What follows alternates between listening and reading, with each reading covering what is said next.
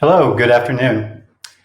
Growing in today's insurance market means navigating many challenges, from the impacts of COVID-19 and new legislation and regulations to converging markets and good old-fashioned competition. I'm John Kadous. I'm Vice President of Products at AAIS, and I'm pleased to host this session with two innovative companies, or leaders from two innovative companies focused on growth, albeit in very different insurance markets. Before we launch into the discussion, I would just like to tell everybody, be sure to scroll down the page just a little way, and you will see the area there to enter any questions that you want to pose to the panelists as the discussion goes along. So without further ado, I'd like to introduce the panelists. First up is Kevin Mitchell. Kevin is president of TypTap, and TypTap is an innovative young company and one of the first to join AAIS under the new all-access membership model. Kevin, welcome. Glad to be here. All right. And next, I would like to introduce Aimee Bernadicou, lead broker with MJ Hall, a sister company to another new AAIS member, Golden Bear Insurance. Welcome, Aimee. Oh, couldn't quite hear you there. I want to make sure you're not muted. Can you hear me now? Got it. All right. Okay. One of the most famous phrases in the business world today. All right, Aimee. So I mentioned that MJ Hall is working with Golden Bear, and focus is on growth in an innovative new space with a new program focused on what is truly a non-traditional market. And there's always challenges moving into new markets, but certainly the cannabis space has a number of challenges that most markets just don't have. Can you share some of those with us? Of course. There's a few challenges I would love to touch on. I think one of the biggest challenges in this space is that there's no historical data. Companies are currently working with about 4 to 6 years of data. And for the most part, insurers in this space are great at reviewing risks, but they just don't have everything to back it up. And then another issue I've seen is capacity is limited. We are seeing some serious capital moving into this space. Facilities are becoming larger and larger, and it's not uncommon to see a statement of values in well excess of 100 million. And since reinsurers seem somewhat reluctant to enter the space, capacity is constrained. Okay. So yeah, data is a challenge anytime you talk about insurance, because well, the actuarial session comes after this, but I'll tell you from my perspective in talking with actuaries, there's never enough data. But certainly it is a real challenge entering a market like cannabis. What are some of the things that companies can do to really overcome the challenges that they face getting into the cannabis insurance marketplace? I think MJ Hall has been able to overcome these challenges because we've been growing and evolving with the market for a few years now. We have staff that have elected to specialize in this space, which give us more knowledge of the coverage available in the marketplace. And this has also allowed us to build stronger relationships with our carrier partners. And we can see that with this capacity being limited, there are some larger property schedules out there, and someone new to the space might not be able to secure this kind of deal due to less product and market knowledge. Okay, all right, and I just thinking about some of the challenges with with the property aspects of it, the physical property.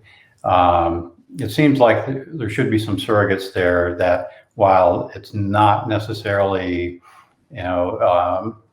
dispensaries being insured and other programs, there are things that one would expect to have similar results. So some other things the companies can use to help to better understand, what the loss experience should look like. Is that accurate? That is very correct. A lot of these carriers have been pulling from different markets. For manufacturing with beverages, with cannabis, we'll see them pulling from the alcohol, liquor manufacturers' data to try to pull some ideas behind it. With nurseries or grow operations, you'll see them pulling from normal nurseries that just grow plants. From distribution operations, you'll see them pulling from mostly a lot of markets out there who are stacking on pallets or racking systems or whatever system they're using. We're trying to pull data from different industries to compile a little bit of information on how to rate these items going forward. And the rates we see today can change in a month, 2 months. It's always evolving in this market, and we're always learning new things about the market. All right, very good, thank you. So Kevin, TypTap is focused on a very different market, one that probably most of the audience is a little bit more familiar with, which is homeowners. Much more traditional product, and your growth strategy is to grow, I'll say essentially nationwide, to really expand the footprint of TypTap. As we've seen on numerous occasions, though, growth in mature markets such as homeowners has been challenging for a lot of insurers. How is TypTap approaching this challenge differently, and how are you leveraging new technologies in your strategy? Yeah, that's a great question. For us, TypTap started in 2016. And we started because we had developed technology and data collection since 2012, and we needed an insurance company to test some of our theories. We started out in Florida. We started out in Florida because it's the toughest market in the country to do business. And if we could utilize our technology and our data analytics to be successful in Florida, then we feel we could be successful across the country. And one of the key challenges that we wanted to solve is that the homeowners insurance business historically is break even. I think in 2019, the combined loss ratio across the U.S. was around 103%. So first, you have to start out with solving the main challenge. And the main challenge is, can you leverage technology and data analytics to drive a more profitable result? And with TypTap and TypTap Insurance Company, with a technology arm backing us, we've been able to go down to the rooftop level. Historically, large national carriers will focus on a region, a county, a zip code, a sub-zip code, a census tract to make determinations of whether they like that given area. With us, because of the technology we've developed, we're able to go down to the rooftop and make a determination if that policy meets our underwriting criteria. So with that, and the evolution of big data across the country, we now have the confidence to expand across the U.S., leverage the data, the analytics, and drive a more profitable result. TypTap is an insurtech company, but we do have a unique value proposition, is that our gross loss ratio is better than industry average, being that if you can't drive a better result by leveraging technology, your technology has no value. That's excellent. And it's interesting. I saw a story this morning, and I'm sure I'm sure you saw the story as well, and I'm sure it came as no surprise whatsoever to you. Being as active, as TypTap has been and Homeowners Choice has been in the Florida market space, to see that study that the OIR just recently shared, where Florida represented, I believe it was 76% of homeowners litigation across the country, despite being like 8% of the actual policies in force. So yeah, it's not just tough because of hurricanes and wind. There's a whole lot going on in Florida. Yeah, and we're seeing in Florida that everyone thinks that the rate environment is driven by hurricane activity, and that is a part of it. But another big piece of it is the litigious environment in Florida. But also when you look at how you navigate Florida or how you navigate different parts of the country, every given geographic area has challenges and headwinds. But it's how do you navigate those challenges? How do you develop a better ways to underwrite around those given challenges? We at TypTap, we do not wait for the OIR of Florida to come save us.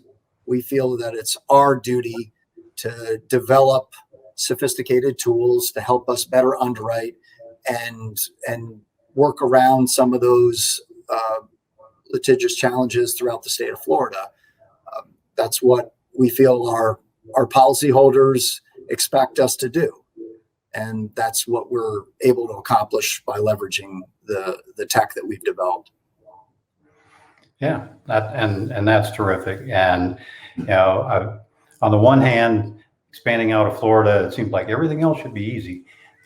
We know it's not. We know there are different. We're regulated on a state-by-state basis. So to your point, there's different challenges, different opportunities everywhere. Regulatory perspective, litigious environments here, there, and everywhere. Weather losses.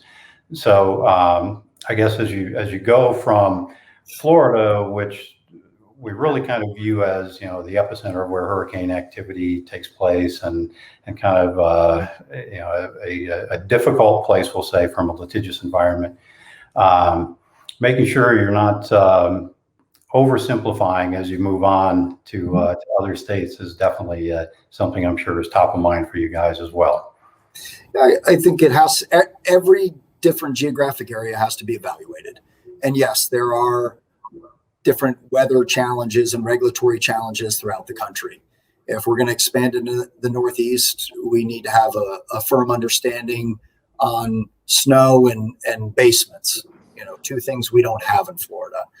I think the important thing is being open to evaluating the data on the ground and making the correct decisions. And I think that is a key issue, because one of the common misperceptions out there now is because there's all sorts of data aggregators out there, they're saying, well, what's the big deal? Data's out there, it's readily available. You just go out there or utilize the data or rent the data and then make underwriting decisions. And this whole homeowners insurance underwriting process should be easy. But when in reality, we're not seeing that in the results. And the key piece of data, or when you look at the future of insurance, and I'm talking beyond homeowners insurance, 10 years from now, State Farm, Allstate, Farmers, they are going to be quoting and binding insurance the way TypTap is doing it now. It's very simple. You put in your street address, you answer a few simple questions, and you're able to bind a policy, and the policy is emailed to the policyholder within minutes. Everyone is going in that direction. From TypTap standpoint, we feel we have a head start on that process. And we have a head start on this process because when we started gathering underwriting data back in 2012, we didn't have the data aggregators. So we had to gather it house by house, all the different elements of data that we needed to make proper underwriting decisions. And the benefit we have now is we know which data is important. We know which data isn't important. And the beauty of that is if you are sent a block of data on a certain home, say 50 data points, and you don't understand which pieces of data are important and which aren't, how do you know you have the right pieces of data? And how do you know which ones are going to be the driver of claims? And back to your original question, when you look outside of Florida, hurricanes are one piece of the equation. That's why we buy reinsurance. But if you want to be a national player, you have to be able to manage the attritional loss ratio. And that's the key. And when you look at our national expansion states that we're going to, the initial 20, they are not coastal states. We have to be able to manage, we need to price and underwrite for the attritional loss ratio, because what you see from other folks that have embarked on a national expansion. It's the attritional loss ratio that crushes you. All right, fantastic. And you touched on, to some extent, the the technologies that you're leveraging. Certainly, the rooftop, being able to identify every property, being able to accurately price everything, and directionally, that's where the market is going. And I agree. I think that's going to be more and more important over time. And being out ahead of that is terrific. It feels like when you talk about innovation and new technologies being employed in the homeowners marketplace, that's not really where everybody's at this point in time. And to your point, probably heading that way. But it feels like you're using technology different, using it in a different manner than other companies are utilizing that today. Is that a fair assessment? A lot of it has to do with where you're focusing your energy. I think there's a lot of insurtech companies out there that are very focused on the front end user experience. Yep. Critically important. We agree, but we feel that the quoting and binding aspect of the experience, that's just a general barrier to entry. It's like going to a hotel and having the expectation of Wi-Fi in your room. We think that just needs to happen. The consumers, whether it's agents or policyholders, expect that. Where what we've really focused on is from an underwriting standpoint. We need to make sure that we're pricing the risk appropriately and we're selecting the right risks. And that's what our technology is allowing us to do. The other big difference from TypTap compared to other insurtechs is we work directly with independent agents. We're an independent agent focused model. We are not trying to go towards a direct to consumer approach. Why? Because we think the agents provide tremendous value during the transaction. They are our outsourced sales force. They are bringing the customers to us, and they're vetting the customers and figuring out who would be the best fit for TypTap for the long term. And we pay an enhanced commission to those agents for bringing us those customers. And why this whole life cycle works is because we've done the initial deep dive into the data and we've made a determination down to the rooftop. We make it incredibly easy for the agent to quote it. And since we pay the enhanced commission, the agents bring us their best customers, which drives a better loss ratio. So we can maintain rates, maintain policy terms and conditions, and compensate the agents appropriately for bringing profitable business. All right, thank you. Yeah, that's a terrific response, and I agree wholeheartedly. I mean, it's a focus on the fundamentals. Applying technology, but making sure you're applying it in the right places. Yeah, at the end of the day, go ahead. You have to make money. You have to have a profitable company. And why it's so critically important that you have a profitable company is because you're in the risk business. There will be a bad day. Right. You need to have the reserves there to be able to put people's lives together. When you look at it, we don't make anything. We're selling, four corners at a promise. All right, terrific. Thank you. So, Aimee, we've been talking a bit about the homeowners marketplace here, and kind of want to focus this back around for a minute on the cannabis market. And one of the things that we talked about is how this is highly regulated. Insurance is a highly regulated environment, whether it is for homeowners or it's for cannabis. And cannabis certainly has an entirely not entirely new, entirely different, but has kind of an additional layer of regulation stacked on top of it within the company or within the states that have legalized marijuana. And I understand that some states are literally they're mandating that producers and sellers of cannabis leverage certain types of technologies in that either in the process or for protection of the stores and the inventory therein and so on. So can you, tell us a little bit about what these technologies that cannabis market is kind of mandated to utilize, what these are, and do they also provide some value to the insurance companies at the end of the day? Great question. So I think there is one requirement that I think really helps the cannabis insurance marketplace, and this is going to be a track and trace system. So for example, California has a track and trace, and it's being used statewide to control the inventory from the seed to sale process. And this system must be used for the cannabis operation, whether it's cultivation, a manufacturer, or a dispensary. So it's used every step in between. So in the event of a bad batch getting out of product or a manufacturer's just not following safety measures, this track and trace system is able to pull the product from the space and pinpoint all the companies involved in the product. Another great feature of this system is that inventory is kept in real time. So in the event of a theft loss at a location or of the building burning down, this system allows insureds and insurers to adjust losses quicker to get these companies back up and running. So I think that's a great little mechanism that the state has required in California and how it's been benefiting the insurance companies. Okay, all right. That's really pretty interesting, and you think about being able to track marijuana.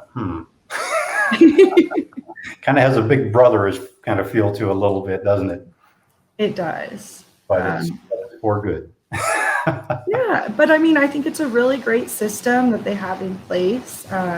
We definitely don't want bad product going out, and if it can help remediate losses quicker, I think it's a great add to the insureds and insurers. Okay, so a slightly different angle on it. Not so much on the technology side, but in order to grow your business at MJ Hall, no pun intended, you've got to understand the needs of the marketplace and what's going on in the marketplace and what do consumers want. And certainly we know there's the AAIS Cannabop program. We also know there's a lot that goes on in the non-admitted space. What are really the products where you see the most opportunity, the insurance products where you see the most opportunity for insurers as we look ahead in this marketplace? And I guess I should probably preface that a little bit with I'm really curious to see. I know there's different distribution methods. There's a lot of in-store sales. There's a lot of delivery. So it feels like there'd be opportunities on the commercial auto side as much as on the BOP side, and certainly commercial properties, commercial liability, so on and so forth. And just want to see, what you're seeing as the next real good opportunity out in that space. So I think there's opportunities in a lot of it. I think there's room for the commercial property market to grow. Another big thing that I've been seeing a lot is third-party manufacturing and labeling. So it's not necessarily our customer that's manufacturing the product, but he's putting his name on it.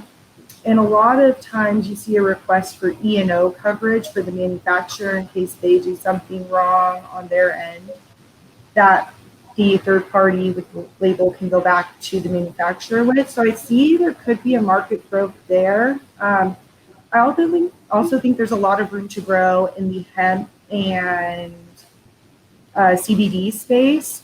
Right now, there aren't a lot of carriers in it. I think I can name about 3 of them that are writing these products. And hopefully, with more coming about with legalization, we'll see more carriers stepping in and helping out on this CBD hemp side, which might bring them into the THC side of the operations. Okay. on all aspects. So that could be products, that could be GL, that could be the auto part of it. Okay. And the bottom line is it is a, I'm trying not to say growing, so an expanding market, both in terms of the number of states within which cannabis is legal, as well as just as the producers and retailers mature. Certainly, their operations are getting more complex, and they're going to have different needs than just when it was first legalized in the first few, I can't quite say roadside shops, but the first few small dispensaries started to open up. Correct. These are becoming some very big vertically integrated companies where they want to be a part of every step of the process. So I think the market's definitely going to have to adjust to help these bigger companies grow as they become more vertically integrated. All right, terrific. So Kevin, we said before that TypTap, of course, launched in Florida and has been quite successful despite launching in that very challenging marketplace. What do you see as the primary differentiator between companies that succeed and grow in challenging markets and those that don't? That's a great question.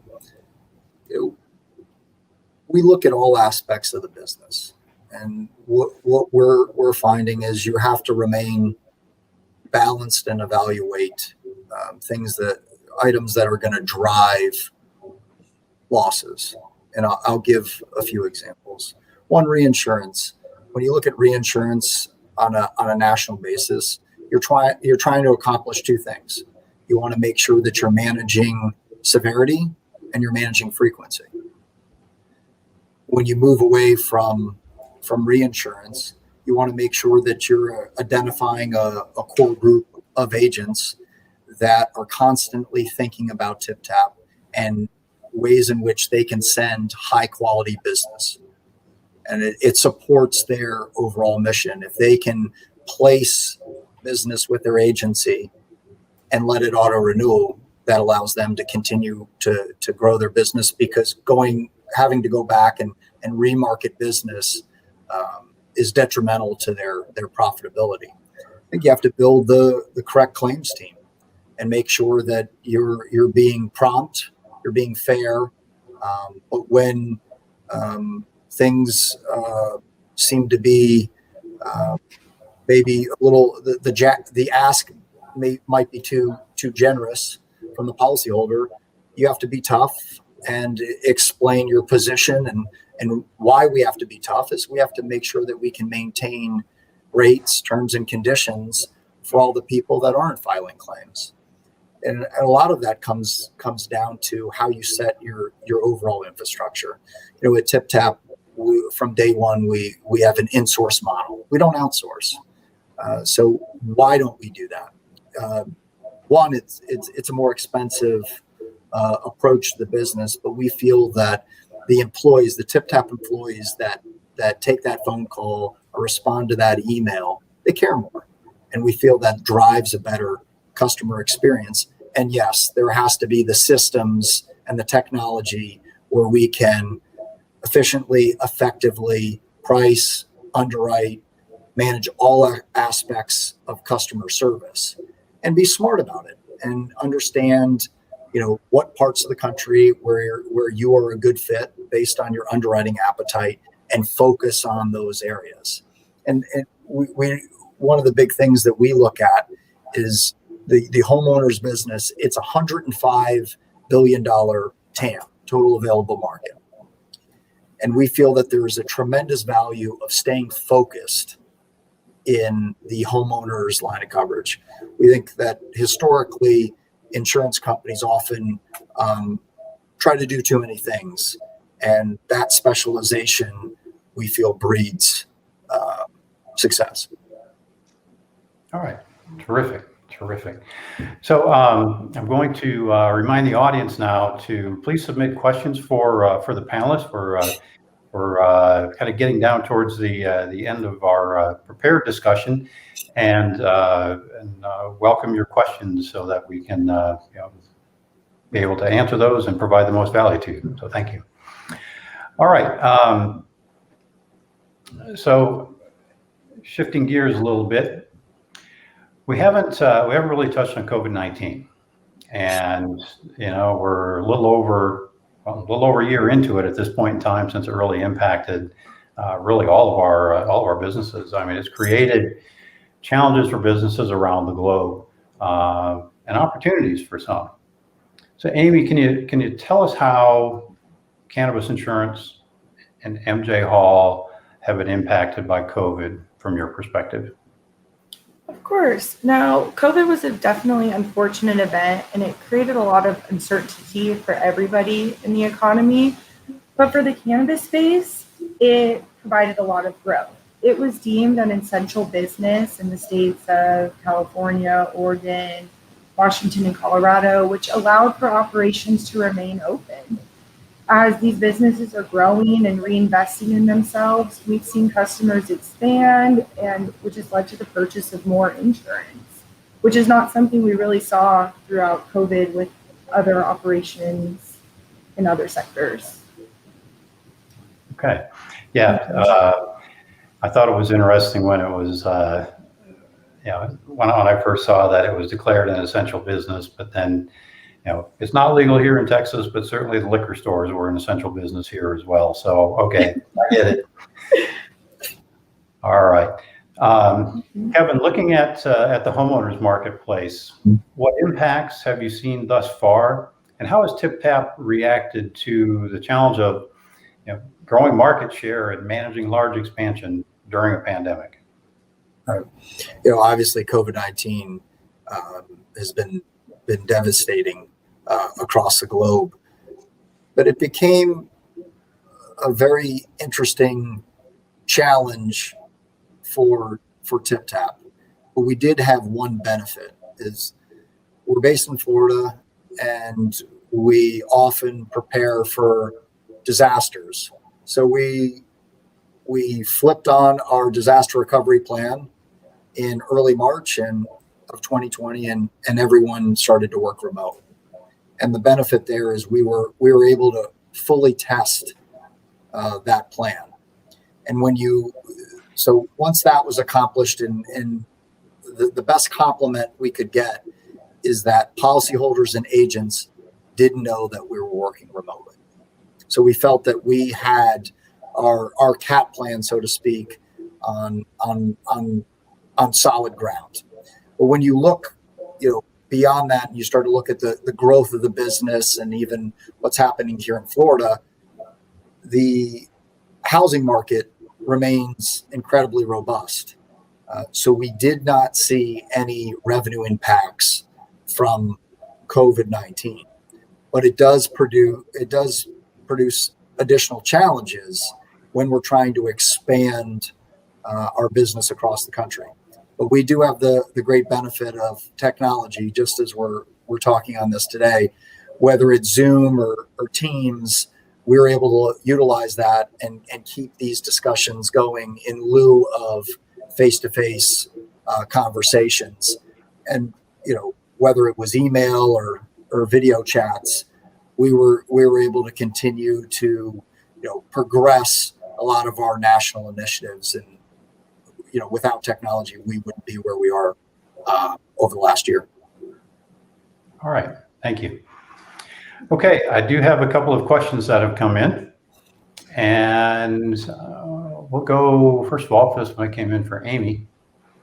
While the number of states legalizing cannabis in some form continues to expand, there are still several laggards.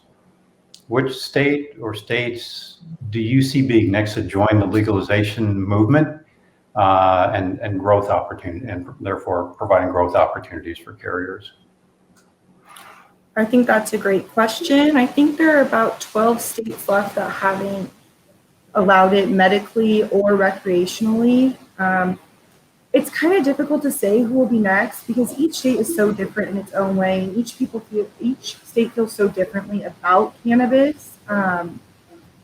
I would have to look into that. We just have to follow regulations and see what's happening in those states as it continuously changes. It could feel one way one day and a different way the next. And it goes up and back, and it's just something we have to watch. I think the more states that allow legalization, we're going to see bigger companies come in, and that'll have multi-state presence. And I think it'll be great for the industry, but I think the few that are left, it might take a little bit of time. Okay. Yeah, and that is a really tough one. Looking out there and trying to pick who's going to be next. I mean, it's kind of like betting in a pool, It's like, I don't know, give me that square over there and we'll see what happens. All right. I got one here for Kevin. How is IoT, smart home technology, and AI likely to change the way insurance products are designed and delivered in the future? I think there's a lot of companies trying to utilize that technology. And I'll give a general example. The Ring doorbell. Most people have it. If people don't have it, they're considering getting it. But the question you have to ask with the Ring doorbell is, out of that dollar of premium that you receive, what percentage of that dollar is paid in losses based off theft? And I'm here to tell you it's very small. So when you look at a lot of the different aspects of technology, utilizing it is great in theory, but is it going to drive a better result? And I'll give a second example. A lot of people are talking about drones and the use of drones to adjust claims. I don't disagree. Drones can be utilized to evaluate a roof claim. But drones can't fly inside.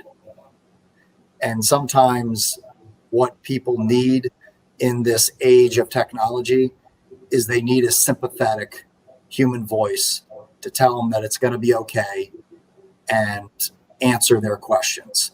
And that's the piece of what technology can't do, and it can't bridge that gap. I think it can be an aspect to help us during this transition, but at the end of the day, you're talking about people's most important asset. I think it still needs a human touch. Okay, excellent. Thank you.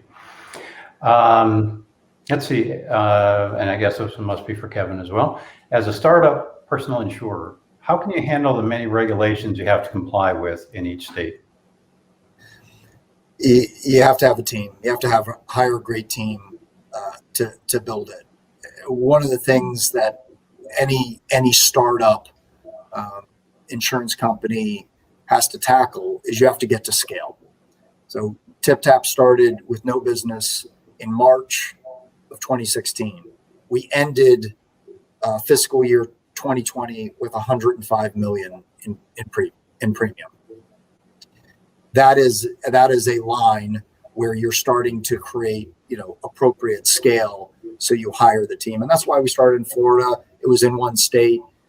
Your regulatory team only needed to be so large. Now, as you're expanding, outside of Florida, you need to continue to build the team and make sure you're on top of all the different regulatory elements, because they are very different.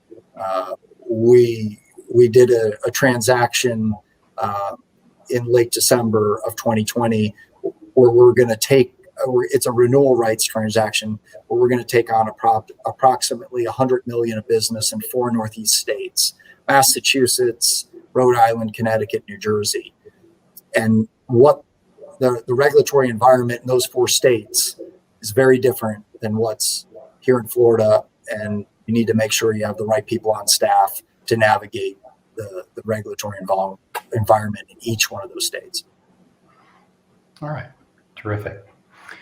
All right, we're going to kind of paraphrase one that came in to get it to be a little less exact than what it's asking for. But Kevin, I guess the question at the core level is, talking about how you're leveraging the intel at a rooftop level. Are you able to generally flow most policies through the process without underwriter intervention, or does the underwriter, do they still go across the desk of an underwriter at a pretty high volume? Right. That's a great question. Our technology allows the agent to type in the address and answer a very few questions. In Florida, it's 4 questions, 4 underwriting questions. And if that policy meets our underwriting standards, it is not touched by human hand. It'll sail through. Now, if there are additional questions, additional underwriting questions, yes, an underwriter needs to get involved. And why that's critically important when you contemplate a national expansion is now the computers can handle, thousands and thousands and thousands of quotes in a given day without having to have a tremendous increase in staff. And it's not that we won't need staff as we expand, but we're going to add staff that are there to help with customer care, not to answer simple underwriting questions that computers can handle. All right, terrific. And with that, I think we're going to go ahead and wrap it up. So to our audience, thanks for watching this Pulse session on growth strategies. Please tune in at the top of the hour and join AAIS Chief Actuary Mike Payne for keeping pace and setting the rate. And thank you to the panelists, and I hope everybody has a terrific afternoon. Thanks.